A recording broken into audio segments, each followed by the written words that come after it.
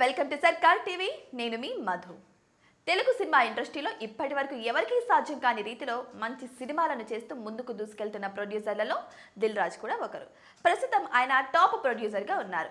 మరి ఇలాంటి సందర్భంలో ఇక మీదట ఆయన చేయబోయే సినిమాల విషయంలో కూడా చాలా జాగ్రత్తలు తీసుకుంటున్నారు. ఇప్పటికే వేణు ఎల్దండి దర్శకుడిగా మారి చేసిన బలగం మూవీ సూపర్ సక్సెస్ అయింది. దాంతో మరోసారి అతనితో ఎల్లమ్మ అనే ప్రాజెక్టును పట్టాలెక్కించే పనిలో పడ్డారు ఈ దిల్ రాజు. ఇక ఇప్పటికే ఈ సినిమాకి నాని హీరోగా చేస్తున్నాడంటూ అప్పట్లో వార్తలు అయితే వచ్చాయి. ఇక ఆ తర్వాత ఆయన ఈ సినిమా నుంచి తప్పుకోవడంతో నితిన్ ఈ సినిమాకి హీరోగా సెట్ చేశారు. అయితే ఇప్పటి వరకు నితిన్ ఈ సినిమా మీదనే చాలా కసరత్తులు చేశారు. కానీ ఇప్పుడు అందుతున్న సమాచారం ప్రకారం నితిన్ ఈ సినిమా నుంచి బయటకు వెళ్ళిపోయినట్టు తెలుస్తోంది. ఇక శర్వానంద్తో ఈ సినిమా చేయాలని దిల్ రాజు అనుకున్నాడట. మరి ఏది ఏమైనా కూడా ఈ సినిమా విషయంలో ఇంతమంది హీరోలు ఎందుకు మారుతున్నారు?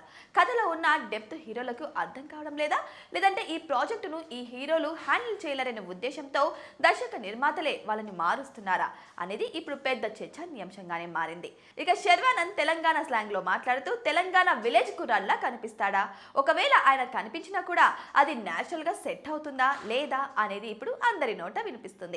మరి ఏదేమైనా కూడా దిల్ రాజు ఎందుకని ఇలా ఈ ప్రాజెక్ట్ లో ఇంతమంది హీరోలను మార్చాల్సి వస్తుంది? కాన్సెప్ట్ ఏదైనా తేడాగా ఉందా? మళ్ళీ దాన్ని రీరైట్ చేసే పనిలో ఉన్నారా అనేది ఇప్పుడు ప్రతి ఒక్కరి మధ్యలో మెదులుతున్న ప్రశ్న.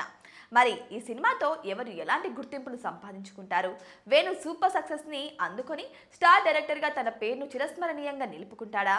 మరి శర్వానంద్ అయినా ఈ సినిమాకి హీరోగా చేస్తాడా, లేదంటే మళ్ళీ ఆయన్ని కూడా మార్చే అవకాశాలు ఉన్నాయా అనే ధోరణిలో కూడా కొన్ని ప్రశ్నలు అయితే తలెత్తుతున్నాయి. మరి ఈ విషయం గురించి మీరేమనుకుంటున్నారు? ఎందుకు ఇంతమంది హీరోలు మారుతున్నారు? మీ అభిప్రాయాన్ని కామెంట్ బాక్స్లో కామెంట్ రూపంలో తెలియచేయండి. ఇటువంటి మరిన్ని ఇంట్రెస్టింగ్ అప్డేట్స్ కోసం మా ఛానల్ని సబ్స్క్రైబ్ చేసుకోండి.